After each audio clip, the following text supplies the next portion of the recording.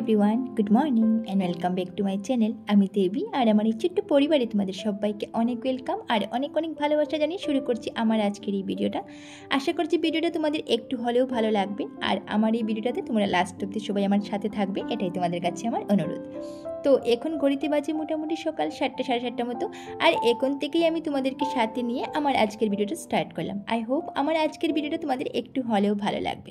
তো চলো এখন থেকে তোমাদেরকে সাথে নিয়ে আমার আজকের ভিডিওটা স্টার্ট করি। আর এদিকে তো তোমরা দেখতেই পাচ্ছ আমি বিছানাটা গুছিয়ে নিয়েছি। তো প্রথমে ঘুম থেকে উঠে ওই যেটা করি আর কি, সকালবেলা চোখে মুখে একটু জল দিয়ে তারপর ব্রাশ টাশ করে বাসি ড্রেসটা চেঞ্জ করে চলে আসলাম আর বিছানাটাও গুছিয়ে নিলাম আর কি। কারণ কি জানো তো, আজ আমার হাজব্যান্ড একটু তাড়াতাড়ি ঘুম থেকে উঠেছে আর কি।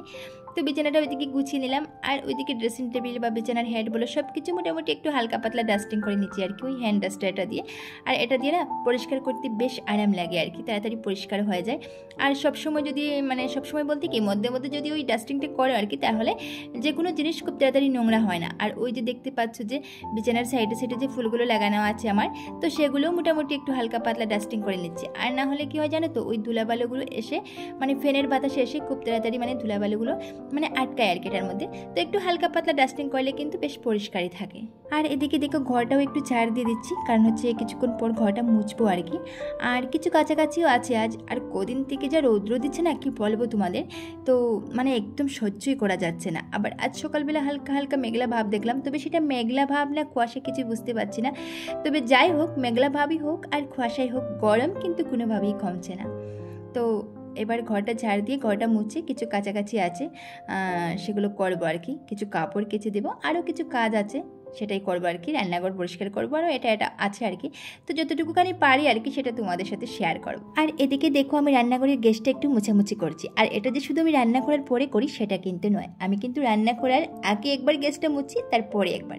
পরে মোছার কারণটা তো তোমরা বুঝতেই পারছো, কারণ হচ্ছে তেলের ছিটকা পরে এটা ওটা পরে আরও নোংরা হয়ে যায়, তাই বলে রান্না করার পর মুছি।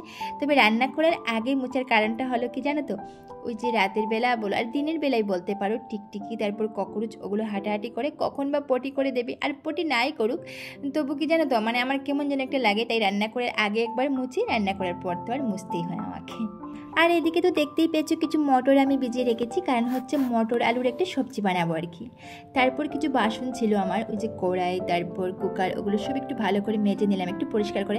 সবসময় আর পরিষ্কার করে তো মাজা যায় না, যখন হাতে একটু সময় থাকে তখনই একটু ভালো করে ব্রাশ মেরে আর কি একটু পরিষ্কার করা যায়। তো একটু সময় ছিল আর কি, তাই ভাবলাম এগুলো একটু পরিষ্কার করে নেই। তারপর কিছুক্ষণ পর আবার কাপড় কেচে তারপর স্নান টান করে আবার রান্না বসাতে হবে, তো তাই এগুলো একটু পরিষ্কার করে নিলাম। আর কাল আগের দিন রাতে কিছুই কন্টেইনার আর কি ছিল আমার, যেগুলোতে এটা ওটা রাখি আর কি, সেগুলো একটু ধুয়ে দিয়েছিলাম। এবার এগুলো ঠিক করে রাখবো আর কি জায়গা মতো। আর এদিকে দেখো রান্নাঘরের পাপোসটা আমি নিয়ে রৌদ্রে দিয়ে আসলাম। কেন এমন হয় জানি না, প্রতিদিন ওই রান্নাঘরের আর বাথরুমের পাপোসটা কিন্তু ভিজে যায়। বিশেষ করে রান্নাঘরের সব পাপোসই আমি রৌদ্রে দিই, তবে সব দিন দিতে হয় না। তবে রান্নাঘরের পাপোসটা কিন্তু আমাকে প্রতিদিনই দিতে হয়। আর এখানে দেখো বলেছিলাম যে আগের দিন রাতে কিছু কন্টেইনার আমি ধুয়ে দিয়েছিলাম, এগুলোতে মোটামুটি চানা মটর এটা ওটা রাখি আর কি। আর কাছের যেগুলো দেখতে পাচ্ছ ওটার মধ্যে আচার ছিল আর কি। আর এটা হচ্ছে আমার সিয়া সিডসের একটা বোতল আর কি বলতে পারো। তো এটা দিয়ে আমি সিয়া সিডস এনেছিলাম আর কি অনলাইন থেকে অর্ডার করে। তো তোমরা যারা যারা সিয়া সিডস খাও নিশ্চয়ই জানো আর কি। তো ডেবাটা খালি হয়েছিল আর কি, তাই এটাও আমি দিয়ে দিয়েছিলাম। তো এবার ঘরটা মুছে সোজা চলে আসলাম বাথরুমে, যেগুলো কাপড় ভিজিয়ে রেখেছিলাম আর কি, তো সেগুলো একটু কাছাকাছি করবো। আর বিশেষ করে আজ যেগুলো কাপড় আর কি তোমরা দেখতে পাচ্ছ আমি ধুয়ে দিচ্ছি, সেগুলো বিশেষ করে আমার হাজব্যান্ডের কাপড়ই। আমার খুবই কম, একটা দুটো মাত্র আছে আর কি, তো সবই আমার হাজব্যান্ডের কাপড়। তো এগুলো একটু কেচে তাড়াতাড়ি দিতে হবে, কারণ কেমন যেন একটা বললাম না তোমাদের, কেমন একটা মেঘলা মেঘলা ভাবনা কুয়াশা, বুঝতে পারছি না কাপড়গুলো শুকাবে কিনা। তো মোটামুটি 4-5 দিন ধরে টানা রৌদ্র দিচ্ছে, আর যেটা রৌদ্র সহ্য করা যাচ্ছে না, তোমরা সবাই নিশ্চয় জানো। আর আজ একটু হালকা মেঘলা ভাব দেখে সত্যি মনে একটু খুশি লাগছে যে কাপড়গুলো আমার শুকাবে কিনা সেটা নিয়ে এত চিন্তা নেই, কিন্তু যদি বৃষ্টি আসে না তাহলে সত্যি মনটা শান্তি হয়ে যাবে। এই তো গরম কি বলবো তোমাদের, যেটা সহ্য করাই যাচ্ছে না। তো প্রে করছি ভগবানের কাছে যদি বৃষ্টিটা আসে তাহলে সত্যি খুবই ভালো হবে। দেখা যাক, যদি বৃষ্টি আসে সেটাও তোমাদের সাথে শেয়ার করব। আর এদিকে দেখো আমি ফুল গাছটাতে জল দিচ্ছিলাম, কি সুন্দর উপরের টোপটাতে জল দিচ্ছি আর এসে কিন্তু নিচের টোপটাতে পড়ছে, দেখতে কি সুন্দর লাগছে না বলো। আর বৃষ্টির কথা যে তোমাদেরকে বলেছিলাম, আধ ঘন্টাও হয়নি এত জোরে বৃষ্টি এসেছে। মানে আমি কাপড় কেচে রৌদ্রে দেওয়ার আধ ঘন্টার মধ্যে হঠাৎ করে যে এত জোরে অন্ধকার করে কোথা থেকে বৃষ্টি আসলো সত্যি জানি না। হ্যাঁ, ভগবানের কাছে প্রে করেছিলাম যে ভগবান একটু বৃষ্টি দিলে অন্তত একটু আরাম পাওয়া যাবে এত গরমে। তবে জানো তো এরকম প্রে কিন্তু করিনি যে এত ঝড় বৃষ্টি যে তুফান আসুক। সত্যি কথা বলতে নিজে একা ছিলাম রুমে, এতটা ভয় পেয়েছিলাম।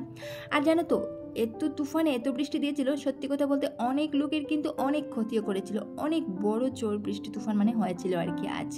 তো তোমাদের এদিকে মোটামুটি সব দিকে হয়েছে আমি জানি, তোমরা নিশ্চয়ই জানবে যে কত বড় মানে ঝড় এসেছিল আর কি আজকে। তো যাই হোক, তারপর কি জানো তো কারেন্টটাও চলে গিয়েছিল আমাদের।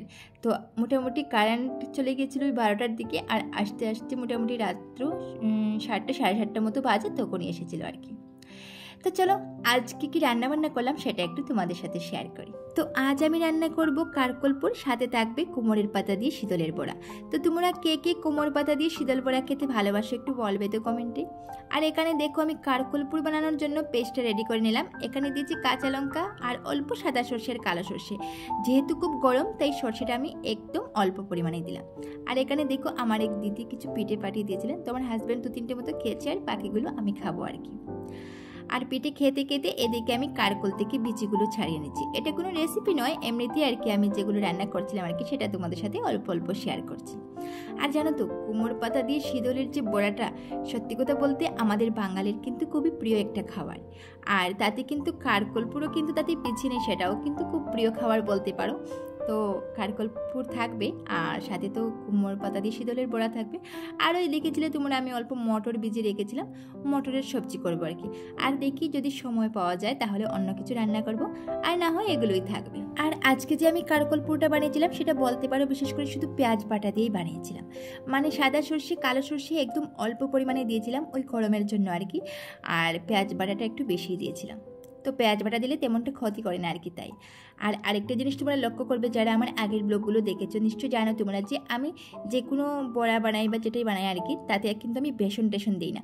বেসন দিলে কী হয় জানো তো, উপরের দিকটা কিন্তু বেশ মুচমুচে বেশ সুন্দর ভাজা হয়ে যায়, কিন্তু ভিতরের জিনিসটা বেশ মানে বলতে পারো টেস্টি হবে না আর কি। ভিতরে তেল মশলাটা খুবই কম ঢুকে আর কি, তাই বলে ততটা টেস্ট হয় না। তো আমি যখন যে কোনো কিছু বলতে পারো বড়া করি বা ওই কারকলপুর বা শীতল বড়াই যে করব, তাতে কিন্তু কোনো বেসন দেবো না, আমি শুধু খালি খালি ফ্রাই করে নেব। তোমরা দেখবে মানে বেসনটা না দিয়ে খেতে দেখবে কতটা টেস্ট, আর বেসন দিয়ে খেতে দেখবে বাইরের দিকটা বেশ মুচমুচে হয় কিন্তু ভিতরের টেস্টটা খুবই কমই আসে আর কি। তো আমি যখনই কিছু বড়া করি, আবারও বলছি তোমাদের যে আমি বেসনটা কিন্তু তাতে দিই না। হ্যাঁ দেই মধ্যে মধ্যে, যদি মনে করো কেউ আসবে আর কি আর বড়াটা দেখতে একটু সুন্দর হতে হবে, তখন মানে ঘরে কোনো অতিথি আসবে আর কি আর বড়াটা বেশ সুন্দর হতে হবে, তখনই কিন্তু আমি বেসন দিই। এমনিতে যখন আমরা নিজেরা খাই আর কি করে, তখন কোনোভাবেই কিন্তু বেসন দিই না। আর এদিকে তো দেখেছি কথা বলতে বলতে কিন্তু আমার শীতলটা ভাজা হয়ে গেছে, মানে পেঁয়াজ দিয়ে কাঁচা লঙ্কা দিয়ে সব কিছু দিয়ে শীতলের চাটনিটা বানিয়ে নিলাম। এবার সেটাকে কি করব, কুমড় পাতার মধ্যে দিয়ে তারপর কুমড় পাতাটাকে মানে ভালোভাবে ফোল্ড করে আর সেটা আমি তেলের মধ্যে ফ্রাই করে নেব। তবে হ্যাঁ, সেটা কিন্তু বেসন ছাড়া। এখানে দেখো কুমড় পাতাগুলোকে প্রথমে আমি 2-3টে থালার মধ্যে বেশ সুন্দর করে মানে এটাকে রেখে দিলাম আর কি। তারপর এটার মধ্যে আমি ওই 1 চামচ 1.5 চামচ মতো করে শীতলের চাটনিটা দিয়ে দিলাম। এবার ভালো করে ফোল্ড করে সেটা ফ্রাই করে নেব। আর কুমড় পাতা দিয়ে শীতলের বড়া জানো তো, সেটা কিন্তু আমার খুব প্রিয় একটা খাবার, সত্যি কথা বলতে অনেক ভালোবাসি কিন্তু। আর একদম ঝাল করে কিন্তু আমি সেটা বানাই। এমনিতে কিন্তু সব কিছুতে আমি ঝাল একটু কম খাই, কিন্তু এটার মধ্যে তোমরা দেখতেই পাবে মানে চাটনিটা একদম লাল করে লঙ্কা গুঁড়ো দিয়েছিলাম, তাতে কিন্তু আবার কাঁচা লঙ্কাও দিয়েছিলাম। দারুণ টেস্ট হয়েছিল কি বলবো তোমাদের। তারপরে এটাকে একটু হালকা হালকা ভেজে নিয়েছিলাম। এমনিতে দেখা যাচ্ছে যে একটু পড়ে যাচ্ছে, কিন্তু একদমই না, আসলে পাতাগুলো বেশ কচি তাই আর কি একটু মানে এরকম হয়ে গেছে। আর কুমড় পাতাটা যত কচি হবে না তত কিন্তু খেতে বেশ ভালো লাগে, একটু মুচমুচে হয় খেতে, কিন্তু দারুণ টেস্ট হয়। তো তোমাদের কার কার খেতে ভালো লাগে ওই কুমড় পাতা দিয়ে শীতল বড়া একটু জানাবে তো আমাকে কমেন্টে। আমার তো খেতে দারুণ লাগে, আর বিশেষ করে আজকের বড়াটা কিন্তু সেই লেভেলের টেস্ট হয়েছিল। তো কুমড় পাতা দিয়ে শীতলের বড়া, সাথে ছিল কারকলপুর, আর তার সাথে ছিল ওই মটর আলুর সবজি। দারুণ জমেছিল কিন্তু আজকের খাবারটা। তোমরা আজ কী দিয়ে খাওয়া দাওয়া করলে একটু জানাবে তো কমেন্টে। তো বন্ধুরা, আমার আজকের ভিডিওটা ছিল এই পর্যন্তই। যদি আমার আজকের এই ভিডিওটাতে তোমাদের একটু কিছু ভালো লেগে থাকে তাহলে অবশ্যই একটু লাইক করবে, কমেন্ট করবে, শেয়ার করতে কিন্তু একদমই ভুলবে না। চ্যানেলে নতুন সদস্য হলে অবশ্যই চ্যানেলটা সাবস্ক্রাইব করে আমার পাশে থাকবে, আর ফেসবুক পেজ থেকে দেখলে অবশ্যই পেজটা ফলো করবে। তো বন্ধুরা, আমার আজকের ভিডিওটা ছিল এই পর্যন্তই।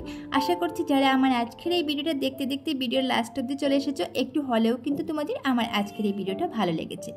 তো যদি ভিডিওটা ভালো লাগে তাহলে তোমরা সবাই আমার পাশে থাকবে, আর আমার ভিডিওটাতে একটু কমেন্ট করে জানাবে যে ভিডিওটা তোমাদের কেমন লেগেছে।